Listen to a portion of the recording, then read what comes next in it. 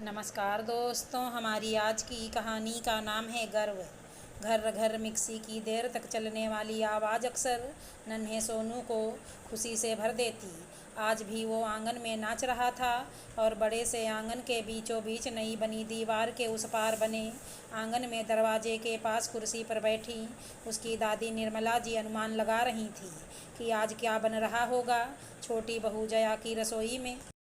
ऊपर बनी रसोई की बड़ी सी खिड़की से सुबह शाम उड़ने वाली भोजन की खुशबू इस बात की सूचना भी होती ही पिछले 2-3 महीने से निर्मला देवी के लिए कि बेटे गौतम के परिवार में सब कुशल है।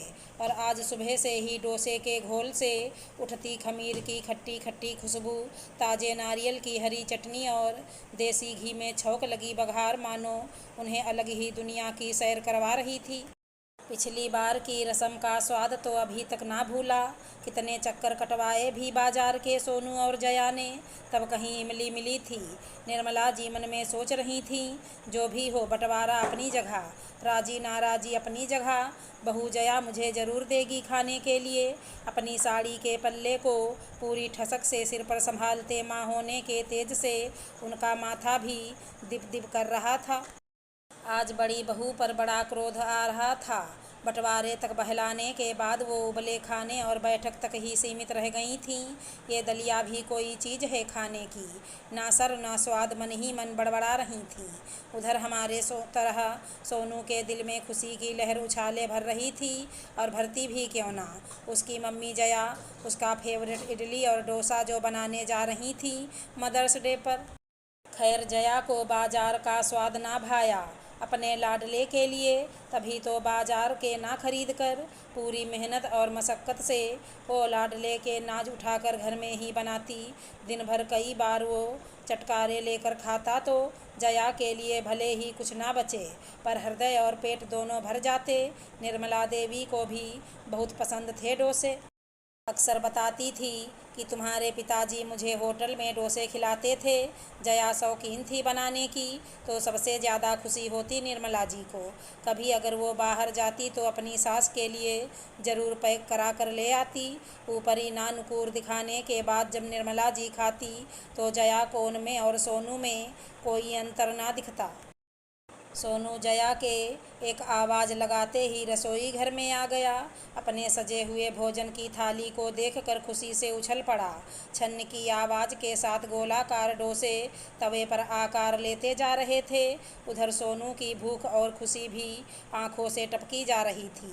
पेट भरते ही उसने ऐलान कर दिया, मम्मी बचा के रखना, दोपहर के लिए भी और रात के लिए भी। हाँ बाबा, जया ने हंसी रोकते हुए कहा। अब भेज अपने पापा को।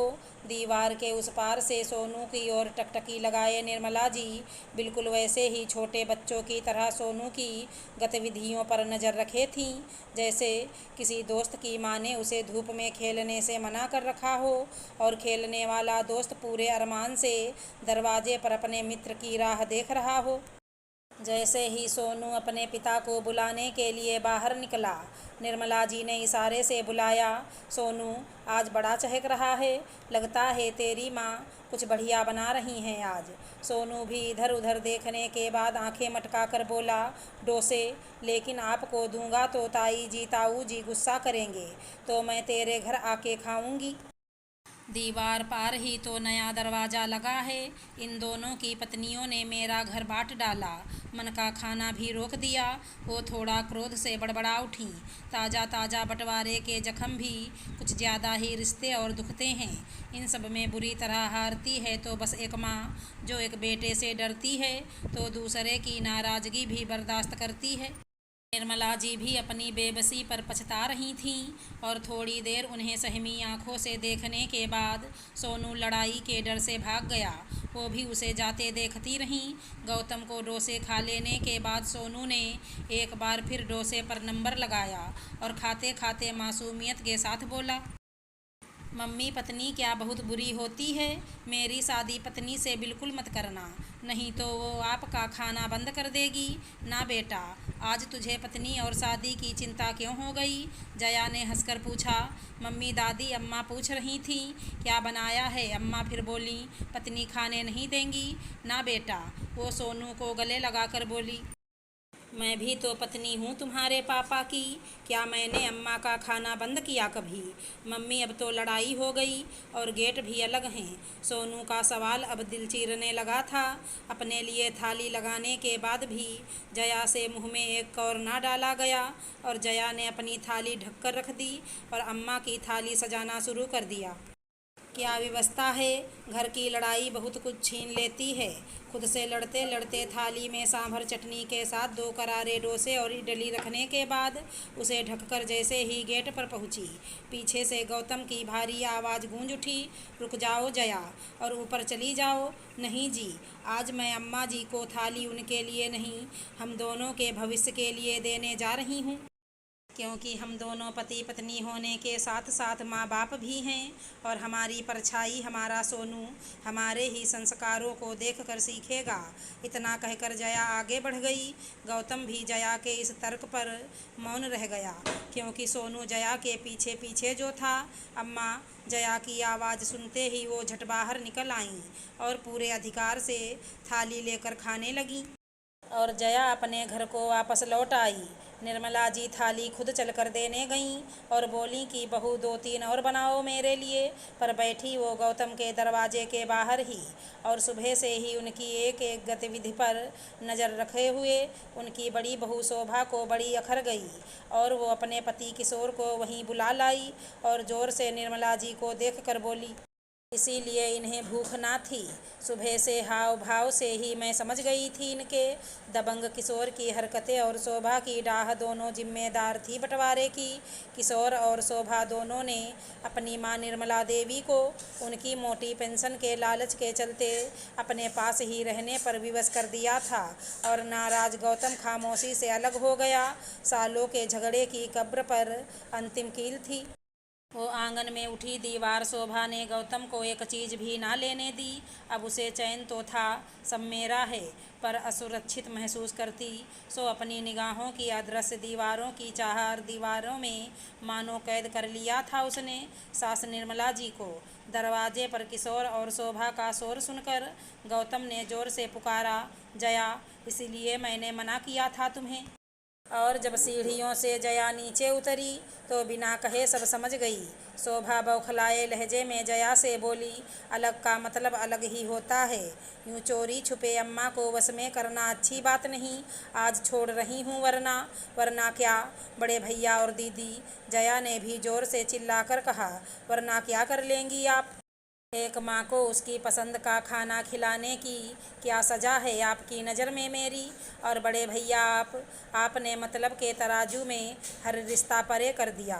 पर एक बात भूल गए कि सबका पेट भरने वाली माँ ने कभी बच्चों को खिलाए खाने का तराजू में ना तौले, वरना खुद भूखी रहकर औलाद का पेट ना भरती।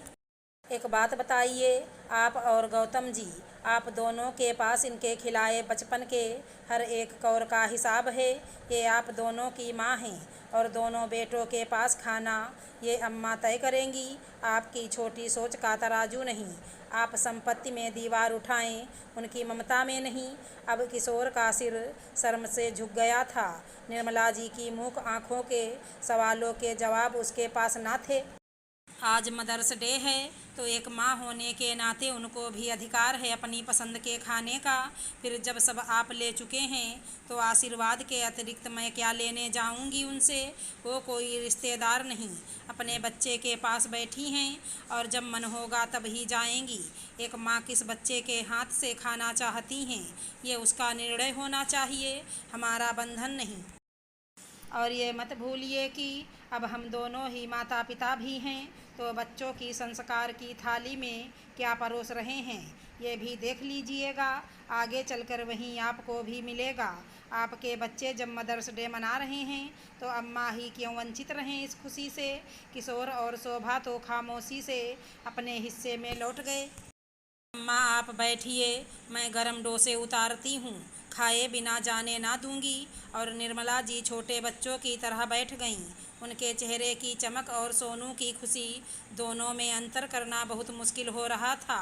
सास को प्रसन्नतापूर्वक खाते देख जया अपने मन में असीम शांति का अनुभव कर रही थी। चलते समय निर्मला जी ने अश्रुपूरित आंखों से कहा, मुझे पता था बहू, मुझे दिए बिना तेरे भी मुंह में कौर ना दिया जाएगा।